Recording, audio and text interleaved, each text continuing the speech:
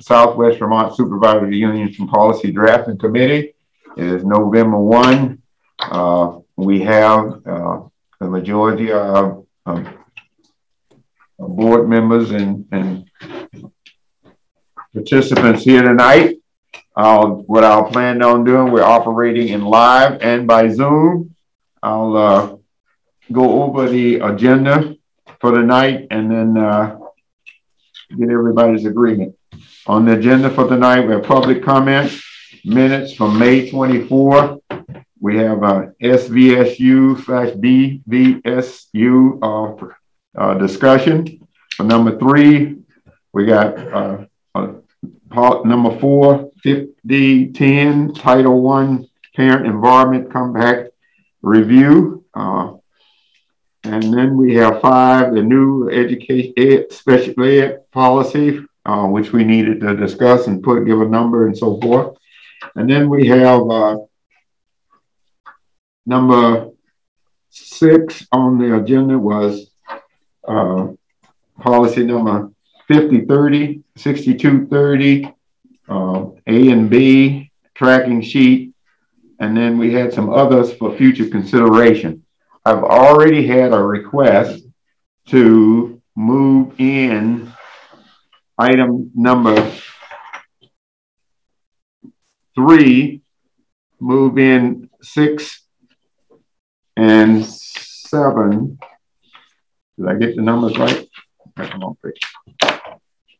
On the agenda, so we have some comments made from Dana on those particular policies. And then we got the tracking sheet. So are there any changes, any other changes that make to the agenda? Yeah, sorry, Leon. This is Dina. It's 5 and 7 are the 2 that right. 5 and 7 goes right behind 3. Correct. Thank you. Okay. So Jackie, nothing from you, and McNair, you got nothing. Okay. With that, I would like to ask, is there any public comments? Hearing none, seeing none, and we have none. Okay. We have minutes from May 24th. Move to approve. Second. It's been moved and second to be approved. And I just want to say that those are the loaded minutes that govern and guided tonight's discussion and agenda heavily throughout. So we may be referring back to those later on for some things that we said we were going to do in May 24th, and we are doing them tonight. So anybody else have any comments about the minutes? It's been moved and second. And no other comments, and all in favor of the minutes as written? Aye. Aye. Aye. Anybody opposed? Nobody abstaining? Okay. The minutes are approved. Okay. Then the next 3 items we moved up because so we can hear from a legal perspective, the SVSU versus BSVSU process discussion. And I'll come back to some of those things, but I'll have Dana give her view on some things before I say anything. Okay, we'll turn it over to you. Okay, I'm going to leave the SVSU Arlington policy process discussion for the last part. I just wanted to very quickly inform the board why number 5, the new special education policy, which is a required policy, why you are seeing this. It is a new required policy. It comes out of every Vermont school district is supposed to have this in place by January. It comes out of part of the monitoring activities that are done on an annual basis that AOE monitors different supervisory unions and school districts about their special ed. And one of the things that came up was that there didn't seem to be, that the SEA, which the state education agency, which is the agency of education, has an obligation to make sure that there are certain policies that are disseminated out to local school districts. And they are also, as the policy shows you, the SEA is responsible for an overall provision of a free and appropriate public education. The state got dinged by the feds because they didn't have some policies which were in place, is the short way of explaining this. So since the state got dinged, then local districts got dinged, including yours, in their monitoring for not having policies in place. This model policy was put out by the Vermont School Boards Association. I took a look at it. Where you see crossouts and where you see additions, that would be my input to the policy. I think that I think the first paragraph wasn't written very well. It just didn't make sense. It was somewhat redundant. In the third paragraph, instead of the will use the guidelines developed by the Vermont Agency of Education, said that the district would utilize it. Part of that is, as all of you are well aware, special education has a lot of inputs into what a school's responsibility is. It can be by regulation, by case law, by state and federal law. So the guidelines, quote unquote, that the Vermont Agency of Education is going to be one piece of what the school district needs to consider legally for ensuring that it's providing a FAPE to its students who receive specialized instruction and special ed services, as opposed to the will use seem to knock out using other parts, those other inputs into how we do things for special ed. And quite frankly, the last sentence in that paragraph just doesn't need to be there, in my opinion. So those are the edits. There are 3 of them, which I made within the model policy. The fact that it is a model policy does not preclude you from making modifications to it. It is just put out as the Vermont School Boards Association thinks, hey, this is a good policy, or this is a place to start for school districts to take a look at. So I just wanted to explain that one because I know it came in very quickly. I got with Laura and Lisa to explain to them. School districts were actually just told the end of October that this is something that they needed to get into place. I don't know if you want to talk about that, or I can bump down to number 7 real quick to explain to you. I wanted you to be able to make the comments that you was going to make, and then we'll go back. Okay. So number 7 is the curriculum-based field trips. There's only one part which we're asking for you all to take a look at, which is the overall policy. There are procedures, which Melissa Senecal, Kate Abbott, and Laura Boudreau and I looked at based upon an Office of Civil Rights matter, which is still ongoing until we get them to close out based on field trips. It's a long-standing, I couldn't do the math, but it is 2 principles ago for you. And skip your interim. I wanted to say that was 7B. Is that 6230, Lisa, I think? Yes. Yes, it's 6230, but it's listed on our list as 7B. So I want everybody to know. Oh, okay. So what we're just asking on the curriculum-based field trips is OCR and I have been in discussions. Like I said, Laura, Melissa, Kate, Jim have been part of these discussions about resolving a complaint that was about how field trips were managed at the high school. The policy change for the field trip, one is you have a ministerial change you need to make anyhow about the fact you have a Union Elementary School District and you also have Arlington and Sandgate school districts. So you needed to make that change anyhow in your policy. One of the things, the Office of Civil Rights, which enforces Section 504 civil rights for students, had an issue with, was about field trips. They're concerned about field trips potentially being exclusionary for students with disabilities. And so starting on line 14 to line 16, adding the additionally field trips should be designed to not only accentuate the curriculum goals of the class or school, but should be chosen as activities which permit the participation of all students, including those with disabilities. As you all know, my view of a policy is it is very much so a philosophical statement of, or a statement of what the board's philosophy is and view is. And so it seemed appropriate, since we were making a change to the policy anyhow, for the addition of your 2 school districts and to change the school district name, to add that in there. There are deeper procedural changes which we've dealt with through the procedures. There currently right now is Laura, Kate, and Melissa came up with a biannual survey of all teachers regarding field trips and what field trips they're taking.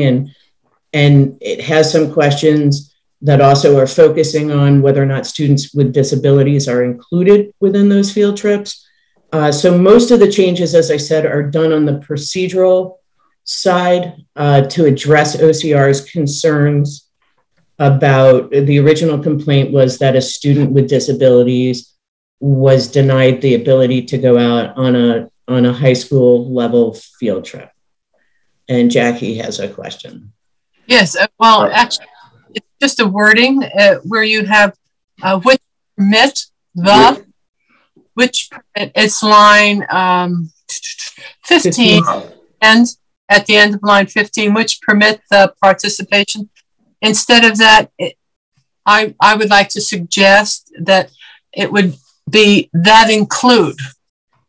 I think it's a stronger statement than which permit. I like that. You know me, I'm all about let's make sure we're doing inclusion.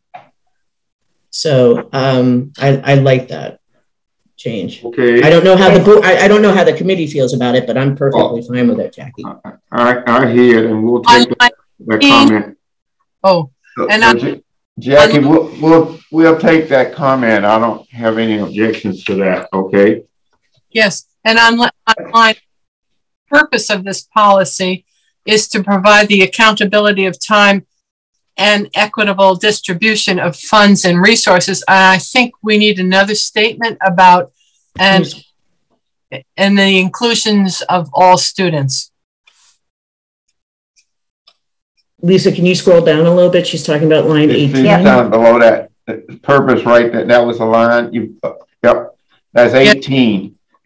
Because the purpose is not only of time and money, but it's also about inclusion. Equitable distribution of funds and resources. So the purpose of this policy is to provide accountability of time and equitable distribution of funds and resources. And the last comment you said for students or to students or with students or what? No, it was the inclusion of all students, regardless of abilities. Well, that's when we added that statement above up here to include that. We don't have to really state it again below. If we add an additional field trip should be designed to not only accentuate, and I was hoping that that word, we may be able to put something else in there. Parents are going to know what that means. I shouldn't say that throughout here. But what we want to do is use a word that they're going to really understand without having to try to look it up for that. That was the only comment I had for that. But yeah, I need to know what I'm changing. Okay, so on 15 because Jackie's voice is breaking up. The only thing you changed on, I'll go back to 15, was that activities which permits the participation goes back chosen as activities that include participation of all students. Got it right, Jackie? Yes. Okay. Your hand is still up out there. Sorry. The 18 will be just reverberating what we just added in between 14 and 16 again when we already got it part of the policy. No, that's actually, what I think, but somebody else? talks about something completely different. It's about time and money.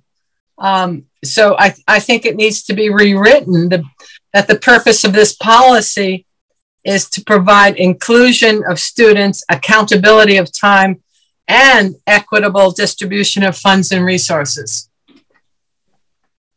Oh, I see what she's talking about. You do? Yeah. Paragraph above doesn't really talk about money.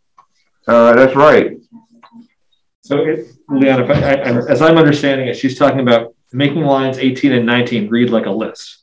The purpose of this policy is to provide three things: the inclusion of all students, regardless of ability, provide accountability of time, and provide for the equitable distribution of funds and resources. And do I have that right, Jackie? Yes, thank you. Okay. Okay, well, we can change it that way. I don't have a problem with that. Lisa, if you get Okay. Okay, so where are we starting? or 18. Yeah. You want to repeat it again? Sure. Yeah. So right where you are, Lisa. Yep. For the inclusion of all students, regardless of ability.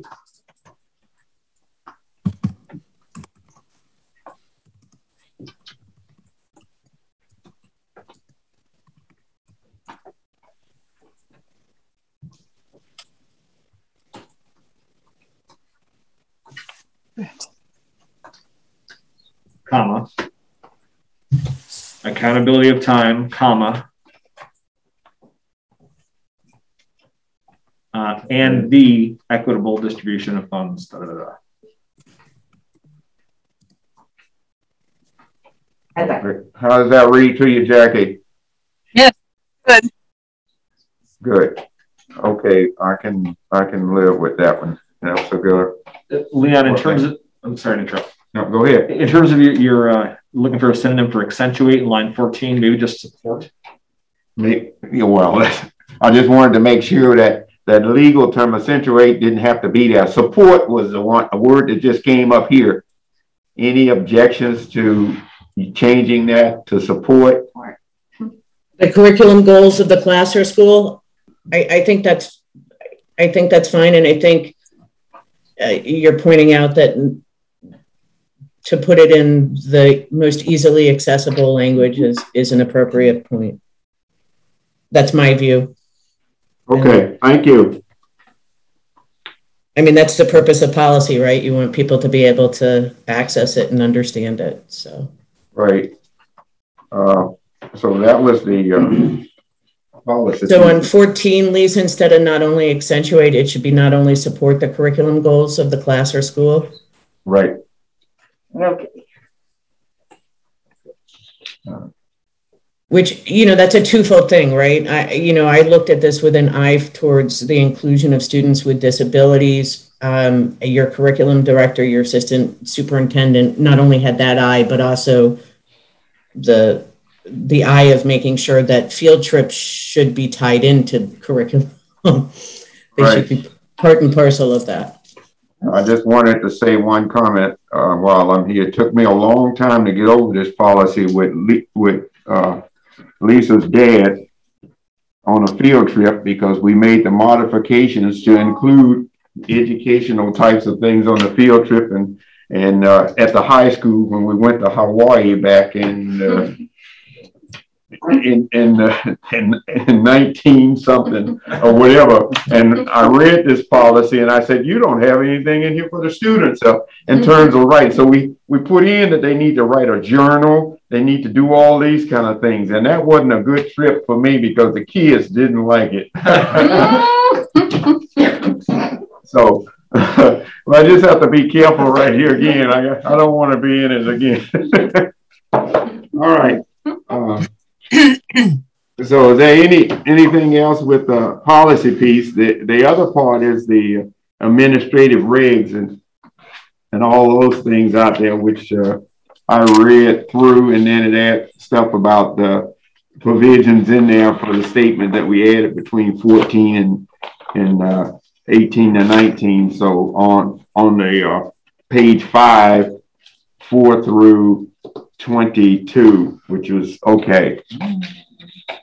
Yeah, and as I said, those procedures were with the view of the fact that we're dealing with the Office of Civil Rights. Right. Okay, so I'm trying to keep you on a schedule that I got to get you out of here by here. Okay, I appreciate that. We have one other item that you wanted to discuss. And that item was number 3 that you moved to be last. Yeah, my understanding, I was asked originally, I think, to participate because there may be questions surrounding number 3. I don't have a presentation for number 3. Not that I'm trying to throw anybody else under the bus on why I got pulled in here originally, but I don't know if you did have a presentation. Well, you had a presentation. I'll just give a quick update. Right. I don't know. Dina, this is Bill. Do you want me to give just a quick update of where we're at, bringing the policy over? Yeah, that. Thank you, Bill. That was going to be the discussion. So if Bill wants to say where he is there, and then I'll give a synopsis later.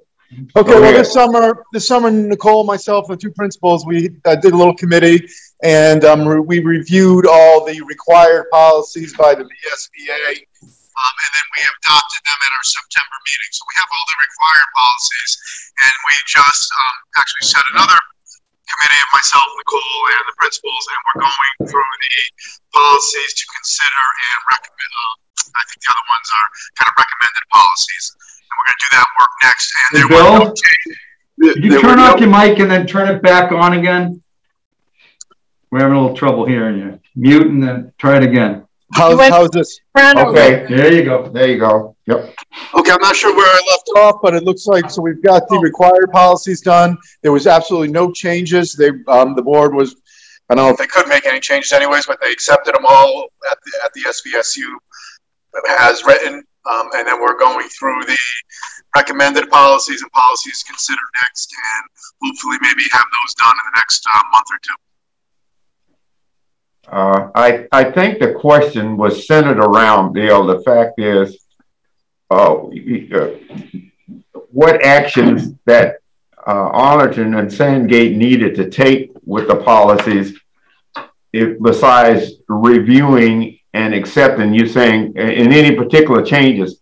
So the format that we were saying was going to be was to include Arlington and Sandgate with the update portion of the top policies, and that all the policies then will become policies of all those boards, and everything will be following the normal process that we do in terms of, yes, getting the information that you're having to do as you look at other policies and filter that information back to us, that if there's changes, we'll see what they are to try to incorporate. But the goal was to say that we are all in line with one set of policy books throughout the SVSU. And that's where we're going. Yeah, I think we'll have no problem I don't foresee a problem with that, other than they just did want the board. I'm speaking on behalf of the board now. They did want to review them. So I think in January we will have all the policies within the SVSU. I don't see them changing anything. I've already reviewed them all. I think it'll be a very smooth process. So yeah, and we'll be proceeding on with that process of updating the headers and so forth along that line. And if there's a policy that has some dates on it, I mean, we haven't done it in a time. I'm saying, even though there's no changes made to it, it was reviewed, and we needed to let everybody know that the policy was reviewed on a certain date, and we didn't make any changes, but we're moving right along. That all sounds good. Okay. Then, was there anything else you needed to talk about under that arena? So the only thing that I would just talk about is that the Arlington Sandgate boards need to just make sure that they're in compliance with Section 563 about noticing the notice of the intent to adopt a board policy. So in other words, legally, if policies previously came out of Battenkill Valley to the school districts, there may be, and it also permits those two boards also to look at these policies. The way I would look at it is that the overall policies need to be, and I think Bill has been doing this. Correct. They can do this in a group, you know, in a grouping where they can just adopt the policies in a mass grouping if there are no changes to it, as long as that, you know, under 563 that we've followed the notice and the posting requirements. So you're speaking to warning. Each district warns the policy still after we go through SVSU. So we're bringing that on with the normal process that when policies come out, they'll need to be warned and at each one of the individual districts and adopted before they come back to SVSU is what we're saying. Mm-hmm. Yep. Yeah, and I've been Tina's been very helpful. I wanted to have this done in August, but I didn't follow the law, so we went ahead and we redid them for the September and had them all posted the correct way. Okay, cool.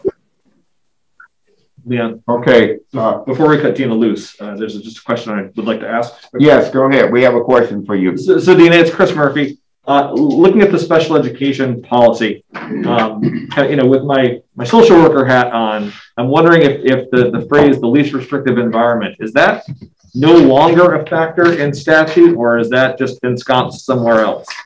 That is part of on that one. Yeah, that is part of the IDEA. That is part of the state regulations, and it is part of the Code of Federal Regulations that you have to consider the least restrictive environment. Yes, that's part of FAPE. Is it just redundant then? Is that why we're cutting it out of this policy?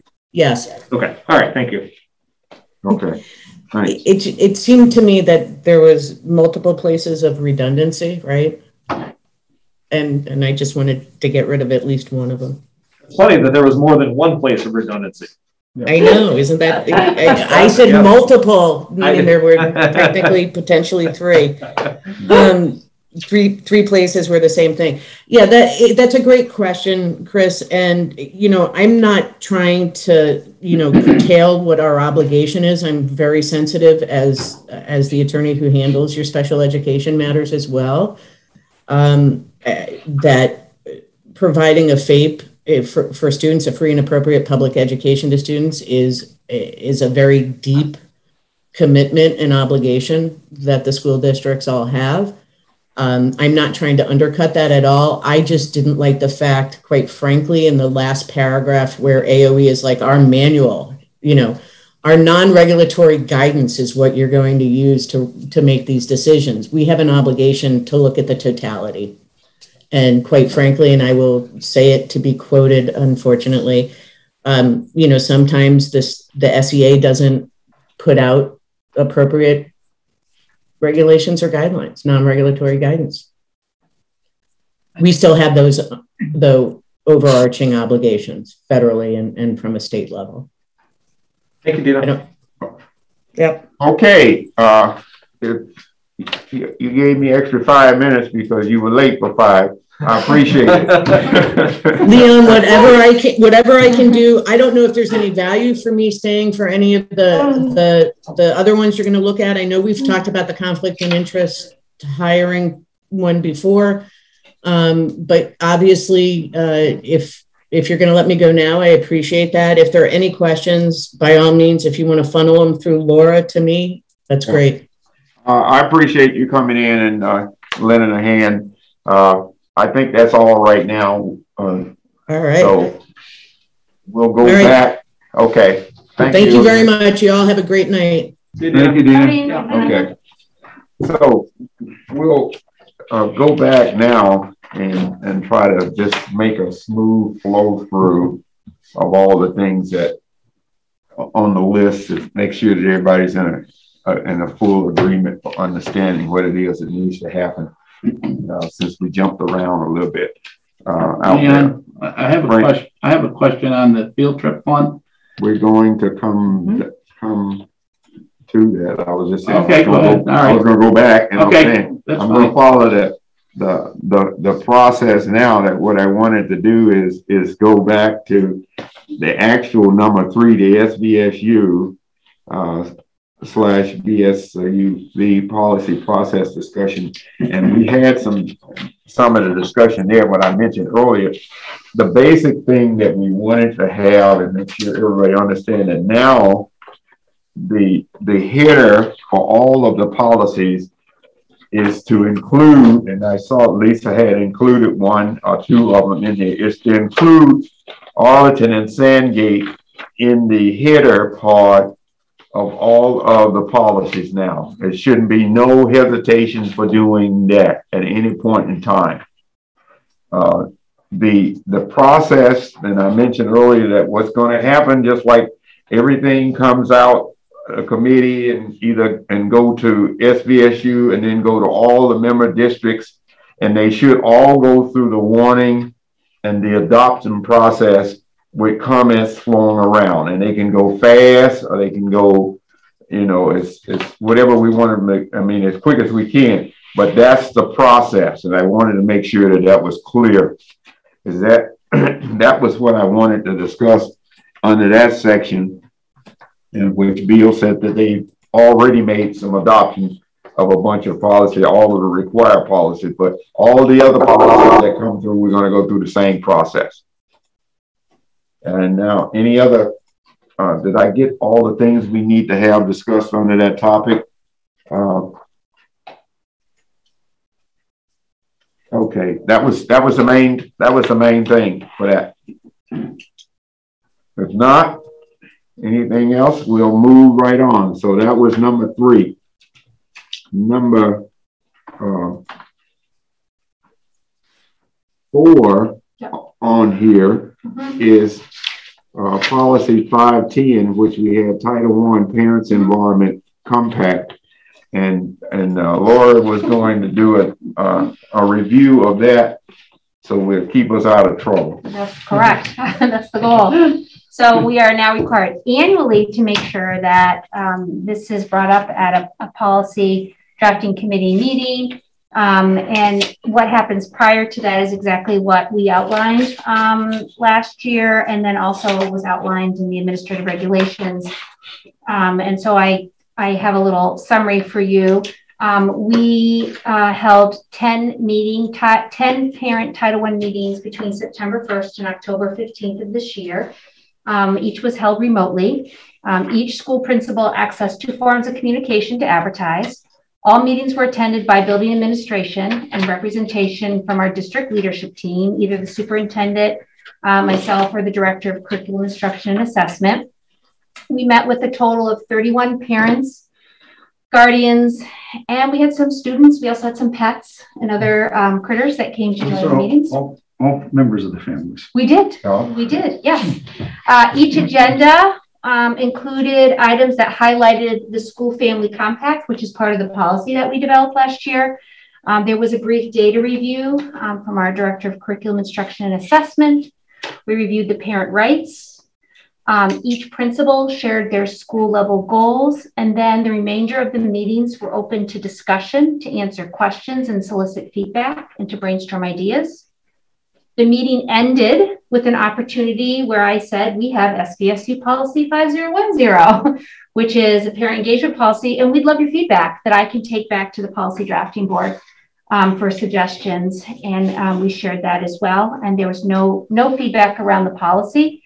The comments that we collected from parents, which will be reflected in your minutes, ranged from, we'd like to see more connections with local libraries and how we can work together, including student voice, defining the role of personalized learning plans to guide students' educational planning, the appreciation for student voice in the IEP process, the support of meeting communication through lots of channels, considering backpacks with math and ELA games to support learning during vacations, summer, and evenings linked to learning, fun math activities that families can do with kids at home and support learning in school, school-wide book clubs and family book clubs, updates around the recovery goals, which we shared at every parent meeting. There was a tab on our website, focus on student growth data, learning more about K-12 alerts, accessibility for all learners on the playground, and does our plan for playgrounds fit all kids? and continuing some remote parent engagement activities, moving forward with restarting parent-teacher groups, and continued focus on social, emotional, and behavior programming. So again, this is an annual requirement that we'll have this on the agenda. So I can tell you that we are working to meet the requirements of this policy and to share any parent feedback we collected. And it's all in the minutes. So it is now documented. Okay. So I was just looking at the policy piece to make sure that we were covered for having to make sure that we didn't use the word annually in the policy, and that's going back, but right at the last sentence in the policy, each principal or designee should ensure that the compact is distributed to parents and students and receive services and enrollment programs under the Title I part, but we don't use a time period in here to say that that's annually anywhere. Did I miss it? Or do I need to make that part of the policy to say that this is an annual thing, or can we do that in the administrative regs and be I think they're in the administrative regs, yeah. I did send this policy and admin regs to the state for approval. It was part of our monitoring. So I'm feeling pretty good about what we've submitted for approval. If you can do more than what the policy says in this case here, I was just wondering whether we needed to add anything in there about annual. It's in the admin regs right in the middle. Yeah, I got it. I see it in the admin regs and so forth. In there, and I'm saying you used it a lot about annual, and doing this, and I'm saying to the group here, do we need to do anything to the policy or just let it stay in the regs that way?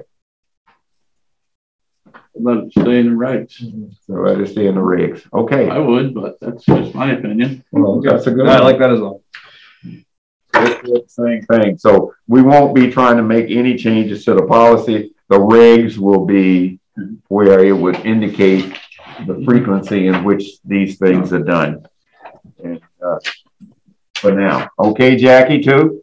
Yes. Okay. Very good. So with that, thank you, Laura, for the update and the inclusion of those items in the minutes. And thank you to Laura, Melissa, and our principals. Yes. Who put all those meetings together. Melissa Senecal, I should use the last name. Yeah.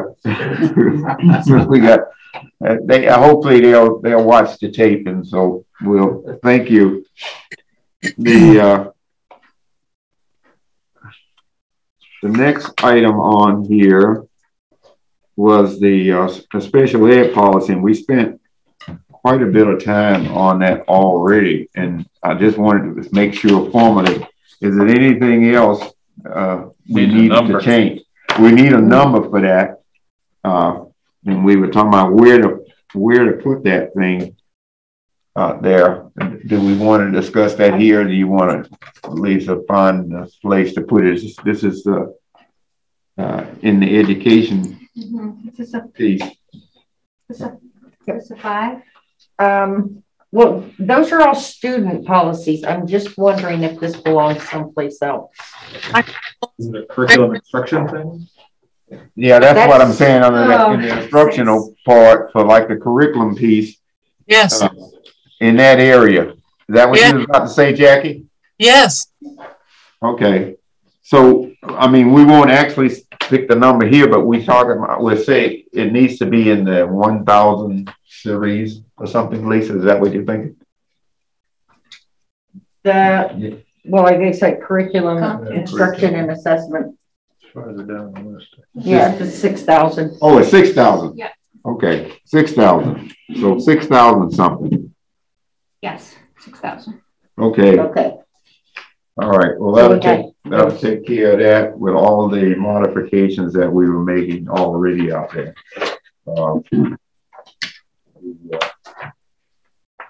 Information at the top. Okay. All right.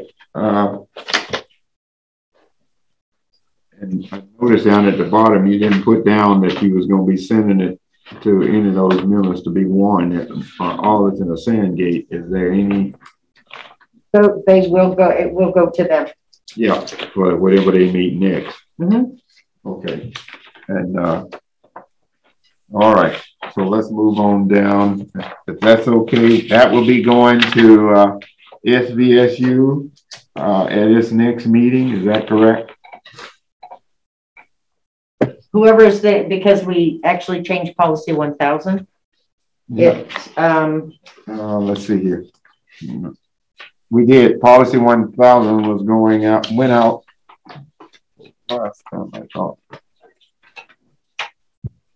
We'll follow that protocol, but anyway. It'll go to the whichever next board is meeting. Yes, yes, that's what I mean. With board is meeting, but it's still got to come back to the SVSU. So if Arlington meets in between now and whatever date, it'll have that 11 something on there in those areas.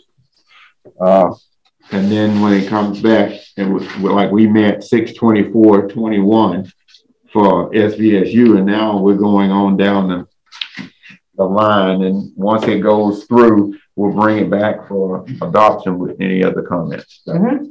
Okay. All right. I think we're on the same page. Let's see here now. Where are we here? We are now, we had 7A is what I think, friend, was that the field trip one? Oh, that was, field trip was B. I'll do A now. 5030, which is administrative reg for attendance policy. Yeah. The quickly tell you what the change is. Yeah. So because of, as a response to the continued pandemic, you'll see an addendum, and that's just to reflect the language that we need to use as we are required to quarantine, and so we needed a way to track that in our system. So that little that change, that obviously will be updated at some point, but right now we need that in there. Yeah. And then under high school attendance regulations, last year the request was when the administrative regulations were updated. This is where we added perfect attendance will be recognized annually under the high school piece. Right. So we wanted to make sure that we honored that. The only other thing, and I want to thank the high school counselors that did a quick go over of this piece, because they spend a lot of time dealing with attendance, that these have been updated pretty recently. So there were some minor changes made to just updating language from credit to proficiency, just prioritize. So there's some minor language, but the two big changes are the addendum and adding the perfect attendance piece. Yeah. Okay. Is there anybody else? This is all we really needed was a synopsis of what was made in there following the policy. And these are in the guidelines for what we said we wanted to do. Mm-hmm. So thank you. And thanks to the counselors for helping. Yeah. I looked at the last page. We should say it's still, we're still calling it the Career Development Center attendance regulations and reference the CDC website. So yeah, I will. That. Okay. Thank you for that. Southwest Tech, or you want to do the read book? Just I saw that and didn't say anything. Is that their official name, Southwest Tech? Southwest Tech. Yeah. Okay, I know Fran called that too. So. I get corrected often by Mr. Lawless, so I want to make sure. Yeah, well, that's right. Send that over there and tell him that's what we do. I just want you all, if you ever see him, tell him that I'm the one that spotted it. Yeah, because I read it, I looked at it, and I moved right on past it. Yeah. Okay, well, that's thank you for that inclusion. And so now we have 7B, which is 6230. Administrative regulations for curriculum-based field trips. So we were talking some about that, and Fran has some comments he wants to make out here now. And Fran, you got the floor. Okay. Does that include disability students? If you have, let's say you have a couple of students, they're in wheelchairs, one that has a trach and the other one has to have toiletry issues. I would assume those students would have to have somebody with them. If you're going, for the sake of argument, you're going to New York City, they go to Canada, Florida, wherever. Does that include those people? Does that include that type of situation? Yes, most certainly does. It most certainly does. All right. The intent is not to exclude anyone. Right. Well, that's what I wanted to make sure that It was. Okay. So, yeah, and they covered it very well in 17 part of the administrative regs, which talk about not scheduling a field trip opportunity because a student with disability would be participating is also a discriminational piece that you can't really do. And so, and then it goes on to talk about the procedures and the board policy require field trips and so forth to align with the curriculum. And they are part of the educational process as well. Right. And so the changes and consideration that we make at the normal school environment, and if they want to participate and travel, we'll help with that. Okay, good. Okay. Any other discussions with that? Thank you for doing a great job with the field trip administrative regs there, or in the group, Lisa and everybody else. So we'll be moving on with that piece. I'm trying to see that we're going to have some date changes or something on this thing here, because down at the bottom, it'll have a new date time for it going through, because we had to change some stuff at the top and change some other stuff. Okay, and then that'll be flowing right to SVSU. Okay. All right, let's see where we are here now. We're cooking. The next, that was a comment, Jackie? Yeah, well, yeah, it's conflict of interest. We haven't done number 6. How did I get past that? That's the one that went out for warning, is back for adoption. Well, it still has to go to Arlington at the same date at this point for warning, but it'll move along. Yeah, let's see here, number 6. Yes, is there any questions about that? That was, I got number 6 numbered here. It's still going out. It didn't, that's 4035. Right, there's a little bit of, it's just words, starting on 9, line 9, says the appearance of a conflict of interest exists, or an actual one exists, when a family member indirectly or directly is in a position to supervise, evaluate, or hire. And then it goes on, and when you say hiring practices, you should slash the period and then make the lowercase, because it was meant to run on, but the punctuation is wrong.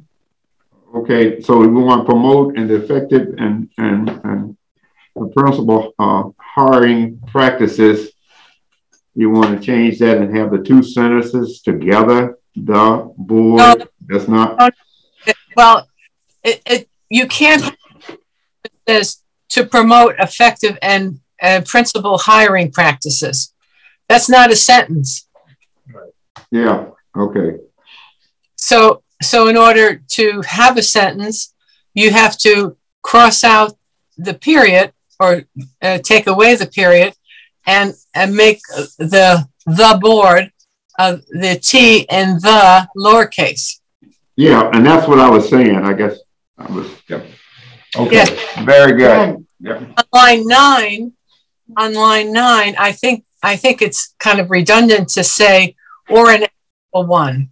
So the appearance of a conflict of interest exists when a family member, don't need words in there, or an actual one exists. So the appearance of a conflict of interest exists when a family member. Oh, okay, let's see here. We're going back to the first beginning of 9. The appearance of a conflict of interest exists or an actual one. So that's the part that we want to take out, or when a family member indirectly or directly is in the position to supervise. So what do you want to do to that again? Cross out or an actual one. Take out or one exists. Okay. Or an actual one disappears and fudges. And the second exists. Okay. You got it, Laura?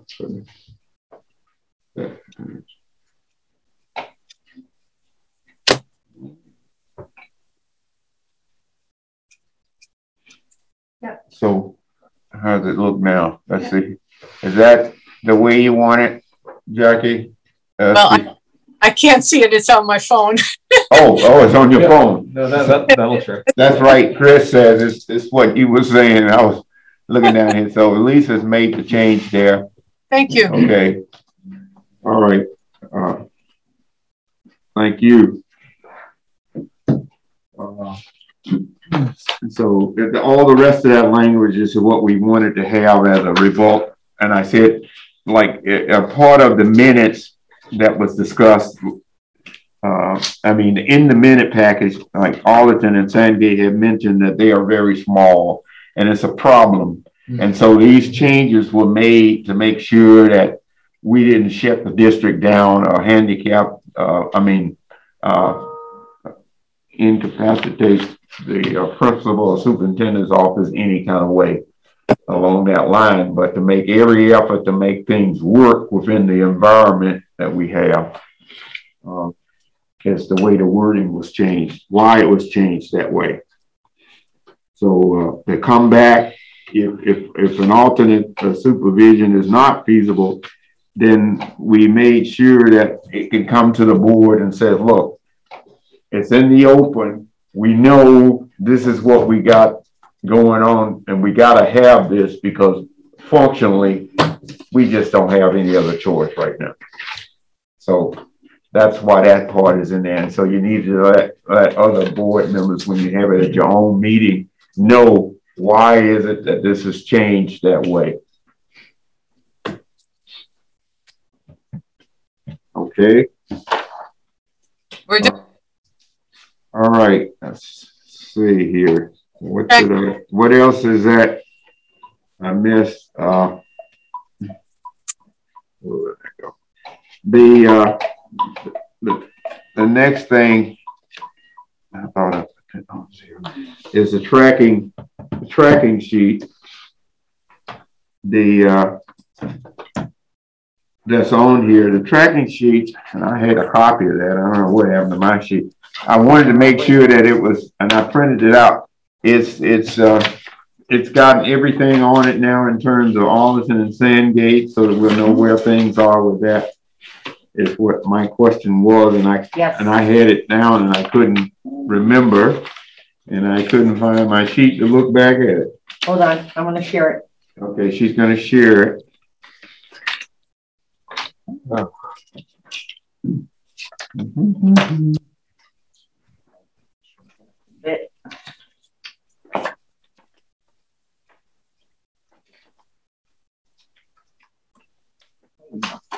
Okay. All right. She's got it on the board there. That's what it is. I don't know. It's not easy preparing for these meetings, I tell you that. When you have all these papers you got to look at and try to look at. So we've added at the top. I don't. We don't. That's what I was trying to But it's going to. It's going to be there. So that's what my comment was on the tracking sheet. We were going to have to create another column and operate in that manner. I grabbed the wrong file. So it may, not on that one, but you may have it on the other one. Yeah. So did you see it on yours? Yeah, it's in the packet. It's in there. It's in there, but I mean, and she's got the columns in. I just wanted to make sure that everybody know that the tracking sheet was going to be updated, and we'll follow that process. So let's see here. It's 5:30. we have some other time here. Do we want to end it? Let's see here. We did that because we did conflict of interest. We moved. We did interrogations. I don't know that we're ready for 5090 and 5087 right now. Do we want to have them down and be ready for them next meeting, or do we want to have some discussion today on that? I think we should have a meeting. What was that, Jackie? I think we should have them for the next meeting since we don't have the copies in print.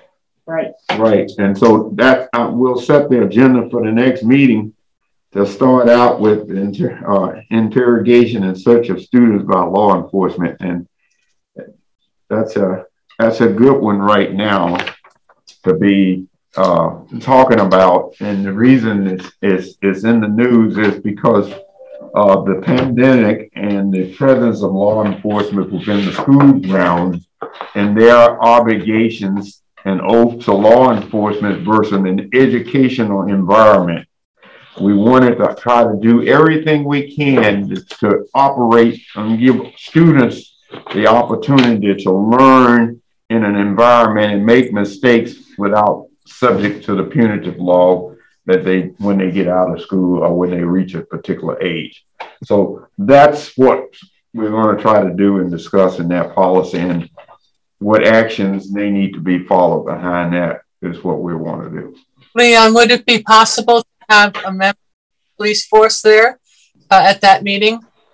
I don't. I'm trying to, we have, I mean, we'll put out a policy the way we normally we have for operations, and if it's open if they want to come, but what will we be asking if we well, I'd like to ask how they handle it, and then tell them our policy, and so that we have the same understandings. Well, we have a policy in place. We could always pass it by them once we make changes we like, just like we pass it by Dina. Right. And so it was certain things that we'll bring up, some incidents and so forth. And so the statement that I made is what we really want to do. This is an educational institution. We don't want that to be we don't want it to be the same as the everyday activities of doing something and be subject to the legal system at an early age for adolescents in terms of learning. We want to do everything in a learning environment with learning institutional people in terms of assistant principal and guidance and whatever along that line to work with students. And we have certain types of things that if they violate those things, we can expel and send them out for a certain number of days. Or if the problem becomes greater than what we need, the policy says that you can that the administrators can then call for law enforcement for a particular thing, not to just be present all the time in the environment in which we're trying to not have that affect students. So that's the consideration that we needed to be thinking about out there. And so I think that's the direction we're going to want to try to go in. Okay. Well, yeah, I just wanted to make sure that they were on the same sheet. Well, I hear you when you say that they're on the same sheet. Well, they're when we go through the policy, you'll see what we are saying, what needs to happen, and we'll be asking administrators, how do we use and include law enforcement in our everyday activities at the school or extracurricular activities, and what are the repercussions of those in that environment for what we want to have occur. So that's how I'm going to approach this. And then we'll move on from that. Anything else from anybody? So that would be on the hot item for the next committee, and then threats and disruption of Laura has some. of the school operations. What was that? Oh, Laura. I know you're planning for the next meeting, and before you get, if 5090 and some of the things we touch on today are going to be away, I know that the nurses have a few, you know how the nurses have to bring policies forward. I know that Jim and I are meeting with them this month, and they're, just as you're planning for the next meeting, know that we might need to put on some health related policies just because there's updates we need to address. Yeah, and that's great because of what we're going through now. Safety, health related things, all of those is what we need to be trying to look at to make sure we do a lot of things for to protect the students and protect the school and make sure the school is operating. Yes. And help kids with the morale and getting back into the school. So when we look at our policies and things out here and so forth along that line, we want to do everything to show appreciation for students and to know that they're wanted in the environment and that they can learn and be safe that way. So thank you. I just want to make sure. I think there's going to be some good updates from some of our nurses, which is helpful.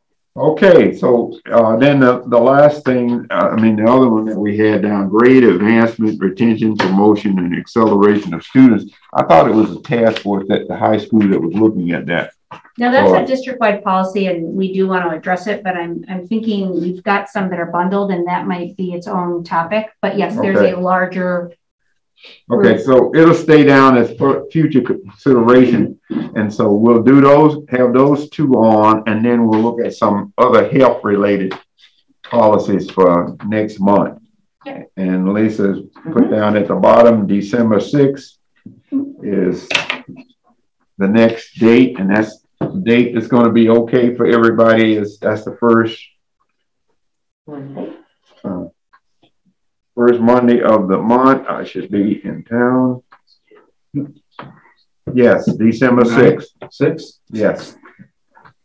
It will be our next policy meeting at 4:30. Okay. Is there anything else for any other board members that are on video, Zoom, that have any comments or anything that you would like to see that we hadn't discussed already in terms of preparation for the next board meeting, and that it will be December 6th? Hearing nothing. Okay.